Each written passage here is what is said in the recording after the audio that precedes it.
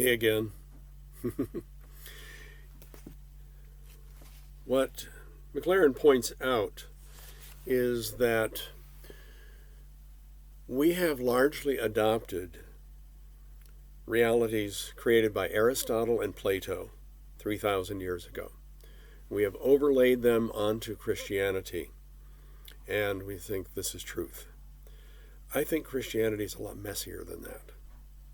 It's not a clean succession of here is truth, this is not truth. I mean, seriously, what's real?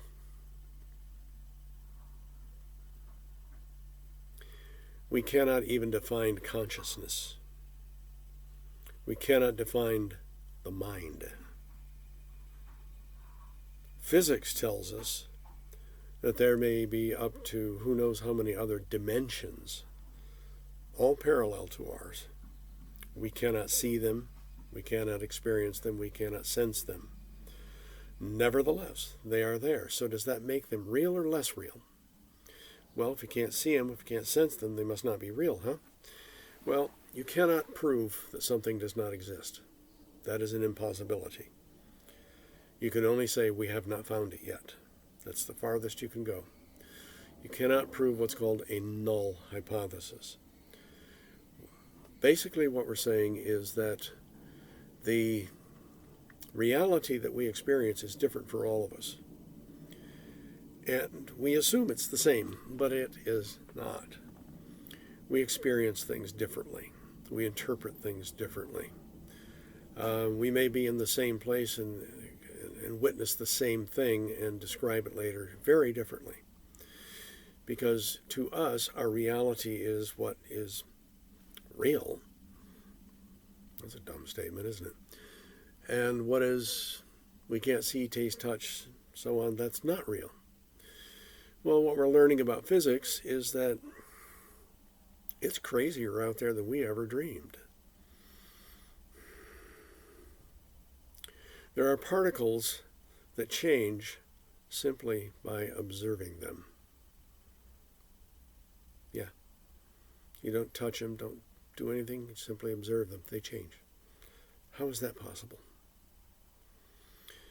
When I was in school, high school, taking chemistry, that's another disaster story, but we had the periodic table had, 96 elements, something like that.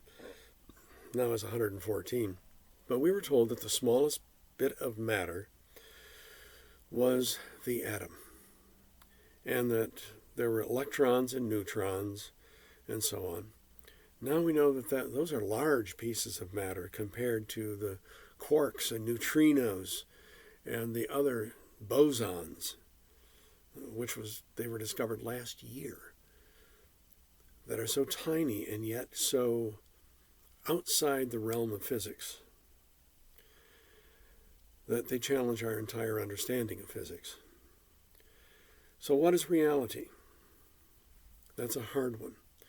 And when we look at the world through Aristotle and Plato, you get this parallel of yes, no, black, white. And it makes no room for all of the shades of gray that are somewhere in between. Quite often when it comes to theology, and I've taught theology for many years, a student will ask me, well, hey, Pulse, is it this or is it this? My answer is yes. They don't like that answer. Because what I'm saying is it's both. Even though I cannot reconcile the two, it's both. Can't do it. And if you're going to seriously deal with, as a worship leader, you're going to get those kinds of questions. What are we worshiping? Who are we worshiping? Why are we worshiping? Who is this Jesus? By the way, up until 200 years ago, we called him Iesu, which was the correct pronunciation in Greek. His actual name in Hebrew is Yeshua. Yeshua. Who is this Jesus? Or who was? Well, it's not was, it's is. Is. Still is. I think I hear somebody outside. So we look at the parallels of the Greek, the Platonists, and the Aristotelians, and we start to understand that it doesn't fit that neat mold, and you start to see that we're drawing lines all over it. And the neat straight lines, they collapse. They have to. It's the only way it can work. Now, in the Greco-Roman Empire and thought pattern, Zeus was the god, the head god, or Jupiter for the Romans. And we'll call him Theos, which means God.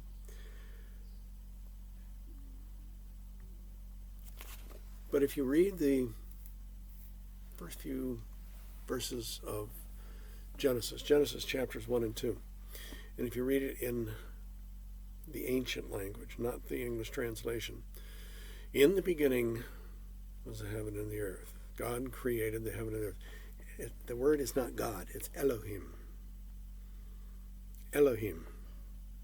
People say, well, that's just another word for God. No, it is not. Never has been.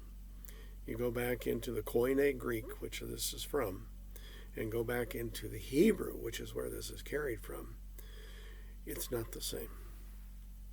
Elohim was Jesus, not God the Father.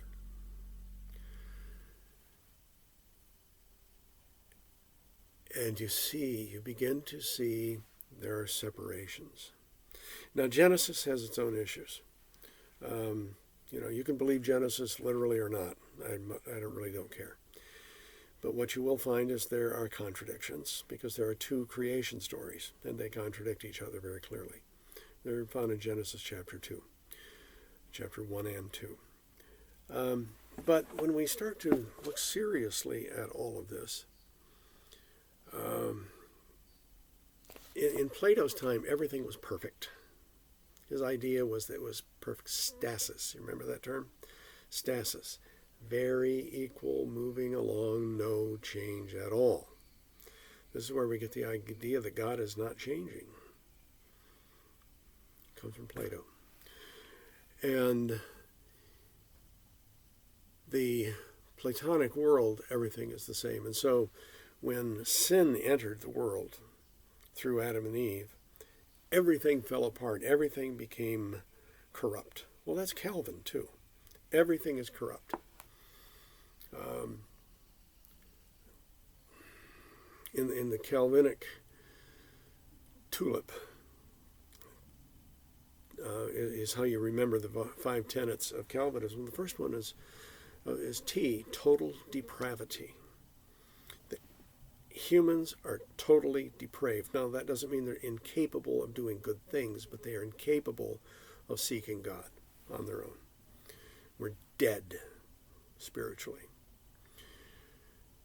And being dead, you can't do it. I mean, dead is dead, right? People die. Creatures die. But that became corrupt, and so the whole world became corrupt. So when Christianity came along, the idea was that this was going to recreate the world, but it hasn't happened yet, has it? No, it opened the doorway for salvation, but it opened the doorway for way more than that. And when we read in Revelation, we see the final creation.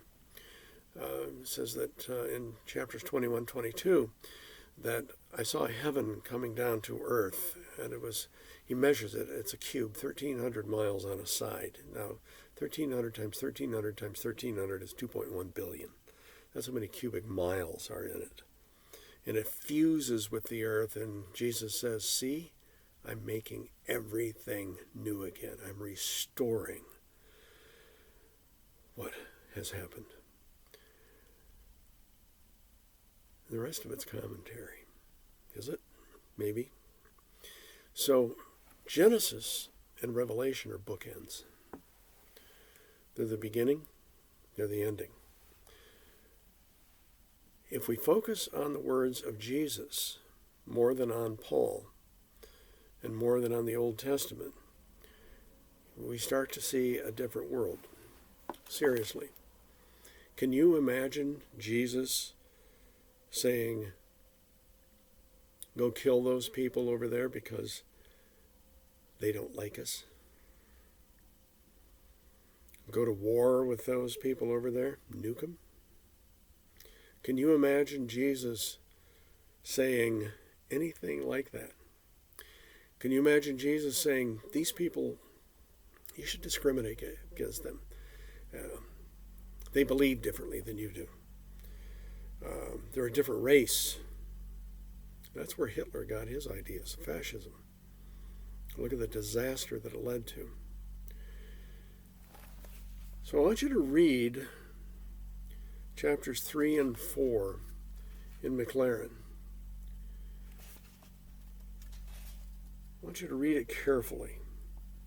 And I want you to allow the questions that he has to come in and require you to think. Because what he's trying to do is says, I'm going to put the biblical narrative into 3 dimensions. And 3 dimensions is way better than simply reading words on a page. If you got any questions, please contact me. I think I've scrambled your brains enough for right now.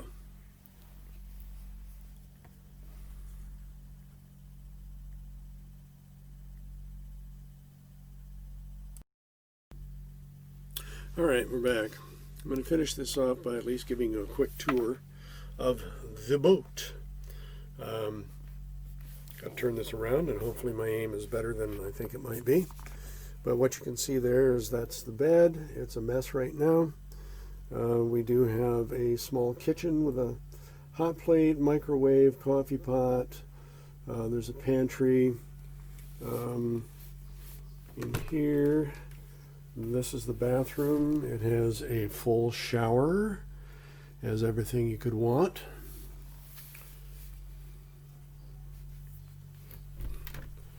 See the stairway going up. And you can see back there a little bit. There is more seating, more storage, and that can be turned into another bed. So here we go. This area is known as the cockpit. This is where we spend most of our time.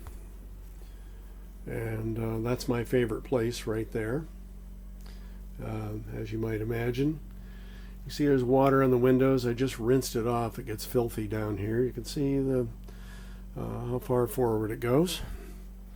We carry 200 gallons of gasoline and have 2 very large V8 engines. Let's go out back here. Try not to trip and fall.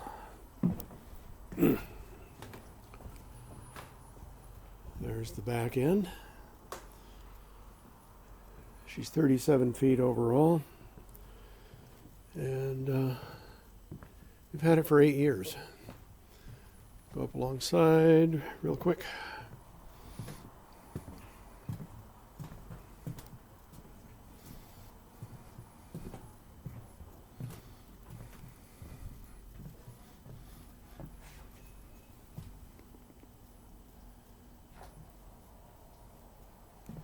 So there you have it.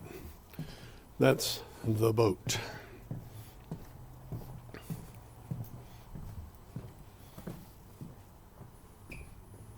Try not to trip.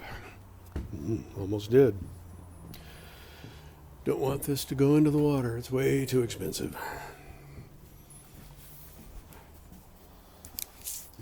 Okay, down we go.